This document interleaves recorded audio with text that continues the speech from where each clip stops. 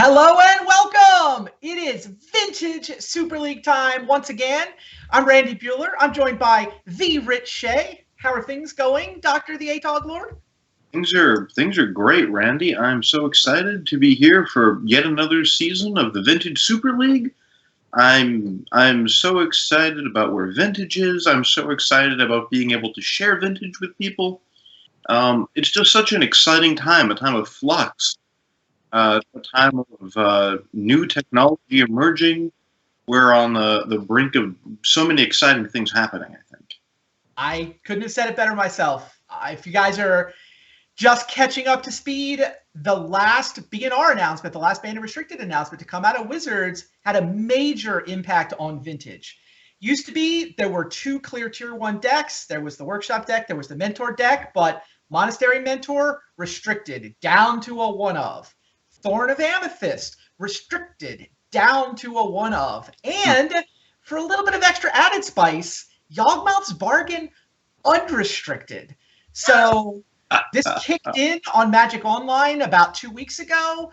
There's leagues on Magic Online now, so you can get. I know you've been hitting the leagues pretty hard. I've done a few, but you've done a bunch. How is it to have leagues on Magic Online? It's so good. Now, putting leagues, it was a risk. It wasn't an obvious, clear thing. It was a risk.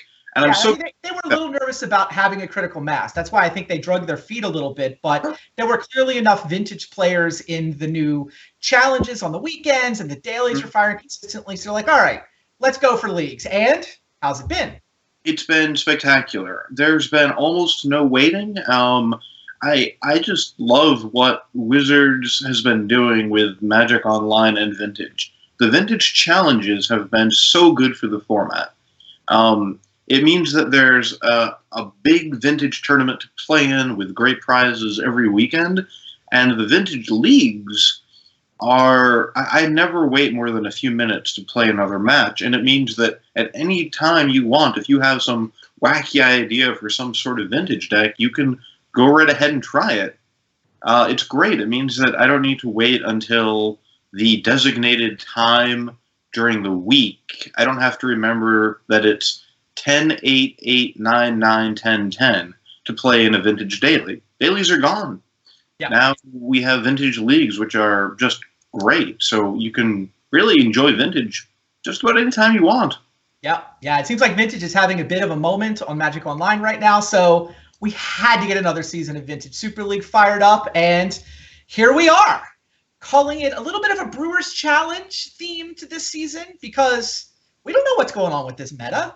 Mentor and Shops both took a hit. Who knows what people are going to be pulling out? So Brewers Challenge, it's not like we're rigidly setting a bunch of rules and precise definitions. What we've done is the 12 of us are in the league, have all agreed nobody is going to submit the same list twice, the same archetype twice.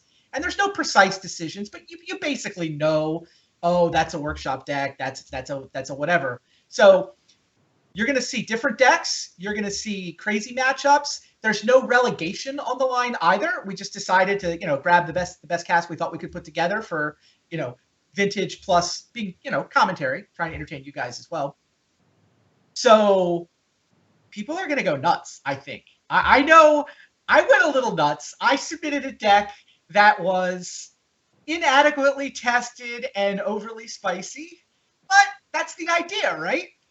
That's absolutely the idea. I think getting rid of relegation was really important because before, people respond to the prospect of loss. And if you remove that, then I think people will be much more willing to try experimentation. And I think that so long as we're all good sports about it and we all have good, take the right precautions, we won't repeat the same archetype, I think it'll be great. And I'm really looking forward to seeing what folks come up with. I think we have some just fantastic minds in this, and I'm looking forward to seeing where they ended up.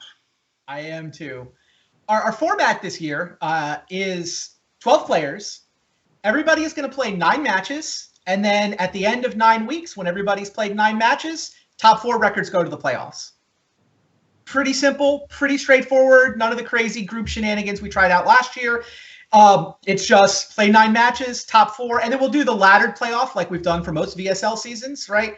3rd and 4th place will play. The winner of that plays the 2 seed. The winner of that plays the 1 seed. If we wind up with a tie, which is fairly likely, we will play more Magic. So there are no tiebreakers. We'll figure out what format we need for the tiebreaker matches, depending on how many people are in the tie. Shouldn't be that hard to put something reasonable together. I recommend Vintage. You recommend Vintage? Yeah, fair. It's more like, are we going to have 8 people in the tie or 2 people in the tie? That changes things, right?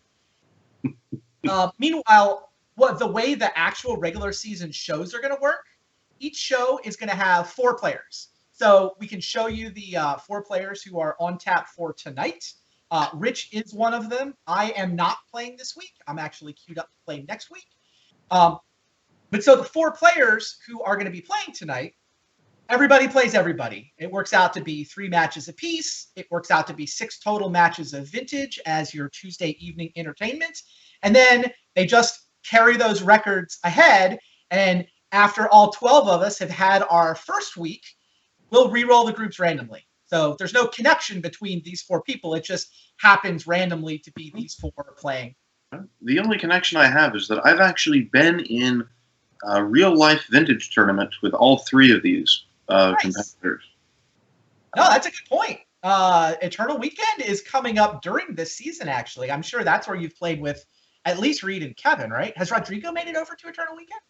Rodrigo, not Eternal Weekend, but he was actually at the NYSE tournament a few months ago. Of course. So all these guys, they've not just played here in the VSL. I've played in the same tournament with them in real life. So very nice.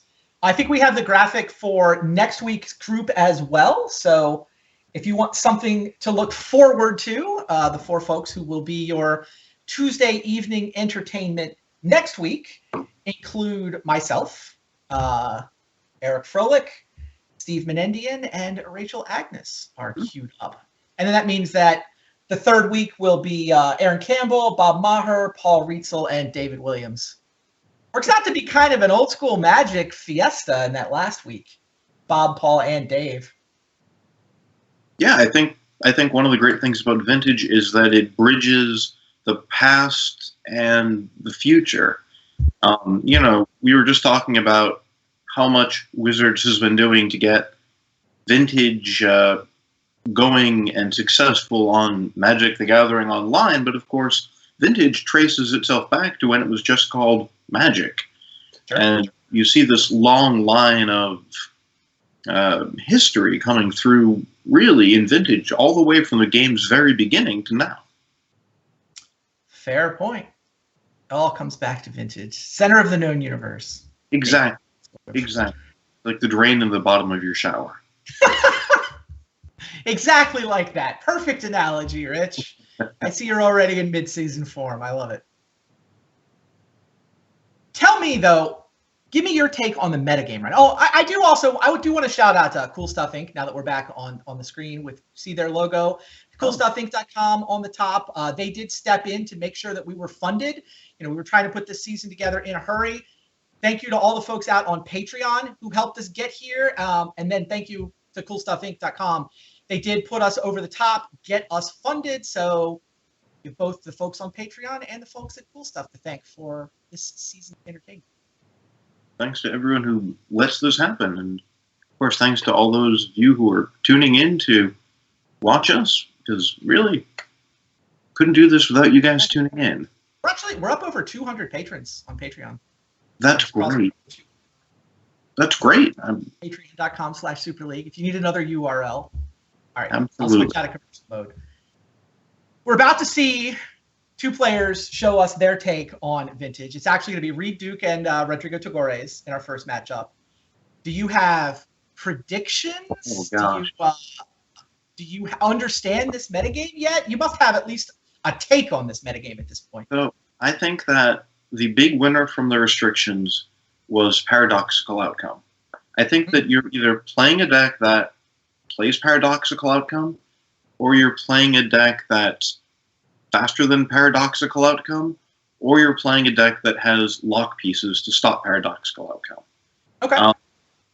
So I think Paradoxical Outcome is actually the crux of the format now. So my expectation is that Reed Duke is going to bring something awesome, hopefully involving Yawgmoth's Bargain. I know that Reed Duke has been a big fan of the Storm mechanic, using Dark Ritual to power out big spells well before individual land drops would let that happen. Sure. And I have no idea what Rodrigo is going to be on, but I'm looking forward to it. Fair enough. A note about decklist, by the way, we did things a little bit differently than we've done in past seasons of VSL. So if you've been around for a while, you know that we sometimes get into these slightly inbred metagames where you're building a deck against these three opponents, and I think that guy's probably going to play Shops, or a Reed Duke is probably going to play Storm. That's definitely, if you knew you were playing against Reed, you would definitely want to show up prepared for Storm. But we actually had all 12 players have submitted deck lists already. So the deck lists for next week are locked in. The deck lists for the week after that are locked in. And we did that so that none of us know who we're going to be playing against. So we all had to think about 11 potential opponents, not 3. And I really think that's another thing that is going to let people sort of get the creative juices flowing a little bit. Somebody like Reed, or frankly myself, doesn't have to worry as much about being pigeonholed and targeted with sideboard. Absolutely, and I think that that'll be helped by the fact that we're supposed to bring 3 different archetypes to the table. And I think I frankly enjoy putting a deck together based on what I think would do well and what I think would be fun to play and what I think would be cool to watch, rather than thinking about, man, I'm going to play Reed, so I better get some Spheres of Resistance in there. I think it's much more fun this way. Yeah, I do too. I mean, there's small tweaks, they're little subtle things around the edges, but I actually think they're going to have a pretty nice impact on the way the season plays out. So definitely, I'm looking forward to seeing how it all sort of unrolls. And you think it's about Paradoxical Outcome? Well, I think the Paradoxical Outcome is the elephant in the room. It's not going to be in every deck, but I think that every deck has to make accommodations for it. Before the restrictions, there were 3 big decks. There was the Workshop deck, there was the Paradoxical Outcome deck, and there was the Turbo Xerox deck. I mean, I think it was 2.5 because I think Outcome was a notch below, but fair enough. If you want to draw the line at 3, that's the right 3. I'll give you that much. Okay, so I personally would have gone a little further than Wizards did, but I understand that they don't want to cause too much upheaval. I was a little surprised that Paradoxical Outcome emerged unscathed, and so I think that became the scariest deck. Losing Mentor was a big blow to Turbo Xerox, and well, they didn't lose it; they still get 1. That's true. This is Vintage.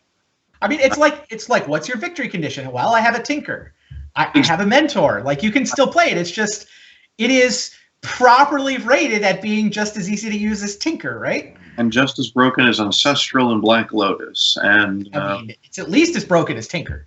It is. It's essentially a Tinker without that pesky sacrifice and artifact cost, and it can't be red blasted. Right. I mean, it's probably better than Tinker, but I mean, you do have to have a lot more of your deck devoted to using it well, I think. Well, you have to have a giant robot monster with Tinker, and Mentor, you just have to have spells. Don't you want to have spells anyway? You just have to do the right thing, and Mentor does his job.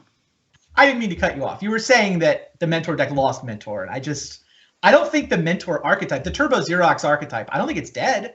I think Turbo Xerox is still a totally viable thing that you can play. Absolutely. Young Pyromancer is certainly going to see a resurgence now that you're down to 1 Mentor. Well, I agree. So Turbo Xerox basically will exist, period. And if they hit preordained, then people are going to be sleeving up portents. Turbo Xerox as a strategy, there are too many cantrips to restrict. Turbo Xerox, of course, is where you build your mana base out of cantrips, and you use cantrips to assemble your lands, thereby controlling your draws later in the game. The Workshop archetype, of course, will remain as long as Mishra's Workshop exists, and I think that it would be terrible if they restricted Mishra's Workshop. So even with Thorn restricted, Mishra's Workshop is great, and frankly, I like as far as the health of the format, I sort of like where the Mishra's Workshop deck is going. It It's looks a beatdown deck, right? It's just yeah, look at all these creatures I can power out. And I love that. I love the fact Mishra's Workshop is actually enabling an aggro deck in Vintage. And I think that is incredibly healthy for the format because there hasn't really been much of an aggro deck in Vintage. I mean, this isn't normally the sort of format where, you're not attacking with your creatures without a lot of backup. But as more pieces are hit from the Workshop deck, the pieces that are left are monsters. And we've seen a lot of Precursor Golem lately. He and his two friends, other Golem tokens, it's 9 power, and that's great because it's not too good for Vintage, but it's certainly competitive. All right. Well, speaking of monsters, we got a couple of Vintage monsters lined up for you. We got Redruk and Rodrigo Tagores, and they are ready to play. Let's get down to the action.